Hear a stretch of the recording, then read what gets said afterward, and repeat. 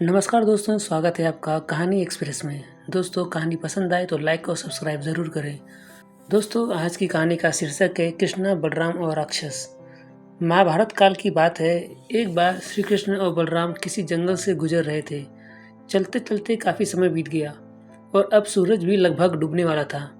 अंधेरे में आगे बढ़ना संभव नहीं था, इसलिए श्री कृष्ण बोले, बलराम, हम ऐसा करते हैं कि अब सुबह होने तक यहीं ठहर जाते हैं।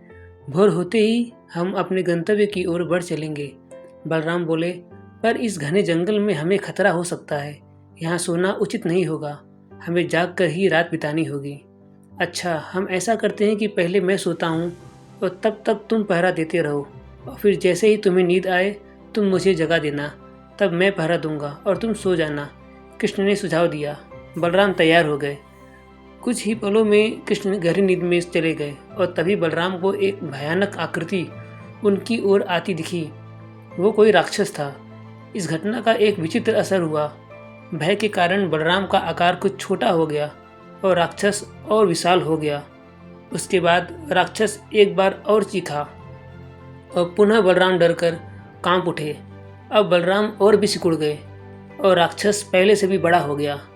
और राक्षस धीरे धीरे बलराम की ओर बढ़ने लगा। बलराम पहले से ही भयभीत थे और उस विशालकाय राक्षस को अपनी ओर आता देख जोर से चीख पड़े, कृष्णा! और चीखते ही वहीं मूर्छित होकर गिर पड़े। बलराम की आवाज़ सुनकर श्री कृष्ण उठे। बलराम को वहाँ देख उन्होंने सोचा कि बलराम पहरा देते देते थक गए होंगे। सोने से पहले उन्हें आवाज़ दे दी।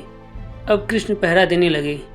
कुछ देर बाद ही वही राक्षस उनके सामने आया और जोर से चीखा। कृष्ण जरा भी घबराए नहीं और बोले, बताओ, तुम इस तरह चीख क्यों रहे हो? क्या चाहिए तुम्हें? इस बार भी कुछ विचित्र घटा। कृष्ण के साहस के कारण उनका आकार कुछ बढ़ गया और राक्षस का आकार कुछ घट गया।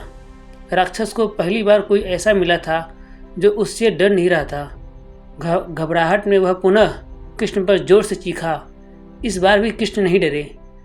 उनका आकार और भी बड़ा हो गया, जबकि राक्षस पहले से भी छोटा हो गया। एक आखिरी प्रयास में राक्षस पूरी ताकत से चीखा, पर कृष्ण मुस्कुरा उठे और फिर बोले, बताओ तो, क्या चाहिए तुम्हें? फिर क्या था?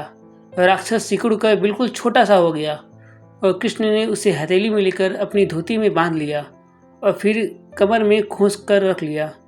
कुछ ही देर में सुबह हो गई। कृष्ण ने बलराम को उठाया और आगे बढ़ने के लिए कहा।